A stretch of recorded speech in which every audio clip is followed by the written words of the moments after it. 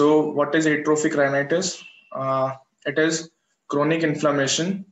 It is chronic inflammation of the nose, which is characterized by what? Atrophy of the nasal mucosa and the turbinate bones. Okay, so atrophic rhinitis, which is also known as OSAIN, is chronic inflammation of nasal or nose, chronic inflammation of nose, which is characterized by atrophy of nasal mucosa,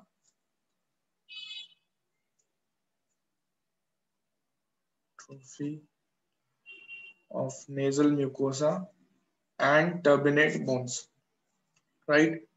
So this is what atrophic rhinitis is. Now, what else we know about atrophic rhinitis? Basically, that the nasal cavity in this atrophic rhinitis is roomy, or you can say wide, right?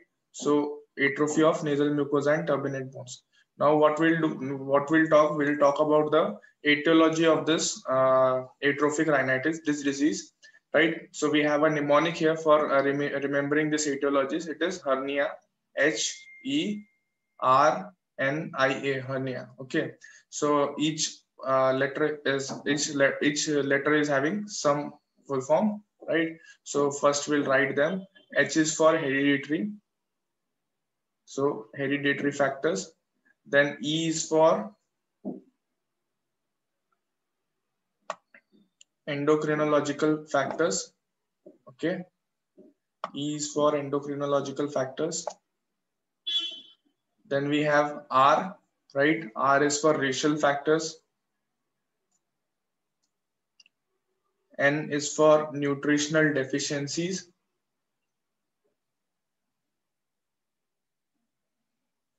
Then I for infective factors, and at the end A, that is autoimmune disorder, right? So now let's talk about each of them one by one. First we'll talk about the hereditary factors, right? So in hereditary, basically what you should know that more than one member of the same family gets infected whenever they get atrophic rhinitis. Mostly more than one member of the same family can get atrophic rhinitis. Then what is the next thing? It is endocrinal factor, right? So in this, first we should know that females are more involved than male in atrophic rhinitis, and it is usually seen that females get this disease in puberty, and it is eventually stopped by menopause. So we think that there is a possibility of, so it's a possibility of being an endocrinal disorder, right? Because it is starting at puberty and ending after menopause in females mostly.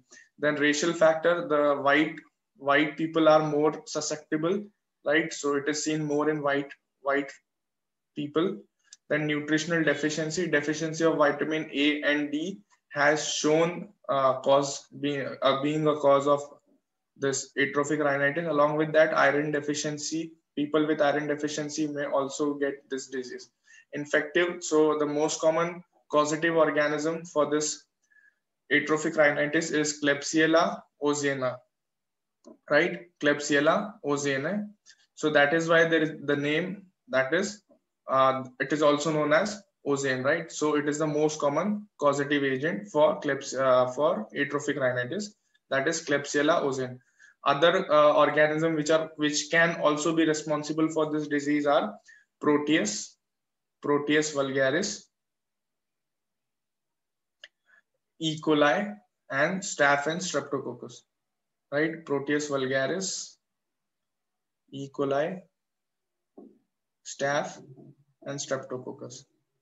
And at the end, A was for autoimmune. So this is an autoimmune disorder, right? So this is the etiology: hernia, hereditary factor, endocrinal factor, racial factor, nutritional deficiency, infective factors, and autoimmune disorder.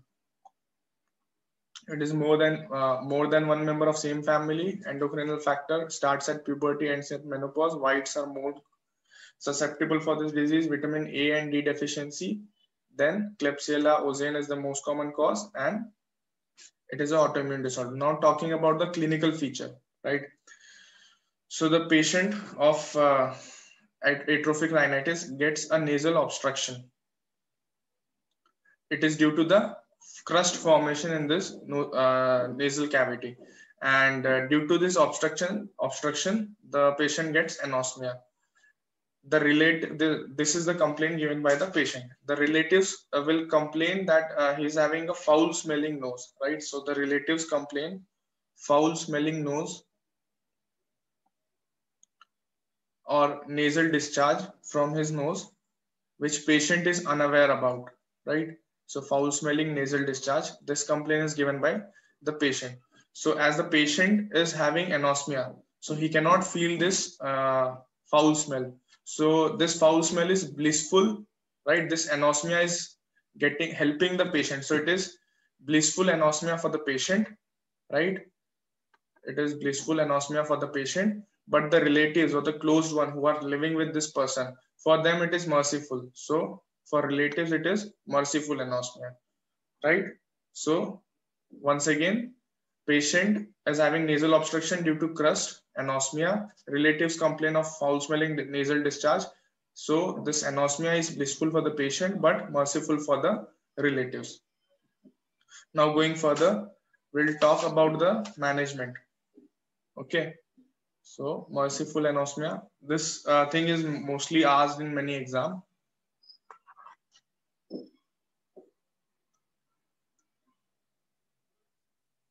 Now let's talk about the management of this disease. So for management, we do three things. We have three options, right? So first is doing nasal irrigation, right? First, we can do nasal irrigation. Then we have option of medical management and surgical management.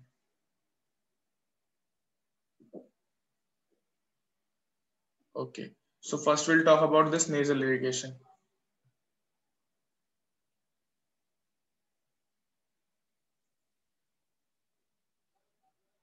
Okay, so what we do in nasal irrigation, we use a combination of NaCl, sodium bicarbonate, sodium and distilled water in a ratio of 2:1:1 for doing this nasal irrigation. Then next we should talk about medical management, right? So in medical management, we give local antibiotics. So in antibiotics, we use a solution called as chemicetin solution. What we use? Chemicetin solution. The solution comprises of chloramphenicol and propylene glycol and vitamin D and estradiol. So this four things is a combination which is given as a local antibiotic known as chemicetin solution. What else we can give? Streptomycin in this patient. So streptomycin is given, as streptomycin is very effective against Klebsiella, and the most common cause for this disease is Klebsiella ozen. So we give systemic streptomycin as it is effective against Klebsiella species, right? And what is the dose in which we give this streptomycin? We give 1 gram per day for the 10 days.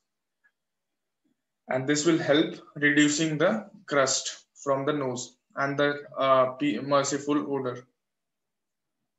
Now, what else we can do? We can give 25% of glucose in glycerine solution. This is done as it inhibits the growth of this proteolytic enzymes or proteolytic organism, which is responsible for the foul smell of the disease. From streptomycin, we can remove the crust, right? Decrease the crust.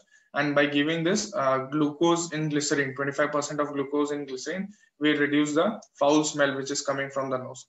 So these are the three options which we have. First, we can give local antibiotics, that is chemicetin solution. Second, we give systemic streptomycin to reduce the crust, or we can give 25% of glucose in glycerin solution, which can reduce the foul smell as it inhibits the growth of the proteolytic enzyme organism, which is responsible for this foul smells. At the end, we have a last option of doing surgical management. At the end, we have option of doing this surgical management. So what we can do in this surgical management, the surgery which we have for this is known as Young's operation. What we do in Young's operation, we close both the nostrils, and a flap of mucosa is raised from the lateral wall of this nose or septum, right? And when this nostrils are opened, it is opened after the closed nostrils are opened after 6 months or later. Then now we have a modified version of Young's operation known as modified Young's operation. And this what we do as we block both the nostrils in Young's operation, the patient gets discomfort. So to avoid this discomfort, which is due to this bilateral nasal obstruction, we partially close these nostrils. And how we do? We keep the center, right? Center of 3 mm. We keep a gap of a 3 mm in the center of this packing. So this was all about atrophic rhinitis. Like once again, we can revise it shortly. It is chronic inflammation of nose. It is chronic inflammation of nose characterized by the atrophy of nasal mucosa and turbinate bone. Then etiology, hernia, we will remember that. Then clinical feature, the patient has nasal obstruction due to crust and gets anosmia. Relatives complain of foul smelling nasal discharge. Patient will get blissful anosmia. This anosmia is blissful for the patient, and for relatives it is merciful anosmia. Then for management we have nasal irrigation option. Nasal irrigation, why we are doing? We do nasal irrigation to remove the crust from the nose, and it is done by this solution in the ratio 2:1:1. Then medical management, local antibiotics has been given by the name of chemicitin solution, which is a combination of chloramphenicol, propylene glycol, vitamin D and estradiol. We can give systemic streptomycin, which reduces the crust, and we can give 25% of glucose in the glycerin solution, which reduces the foul smell. And at the end, we have surgical options, right? That is Young's operation and modified Young's operation. So please like, share, and subscribe my channel, MediSimplified. Thank you.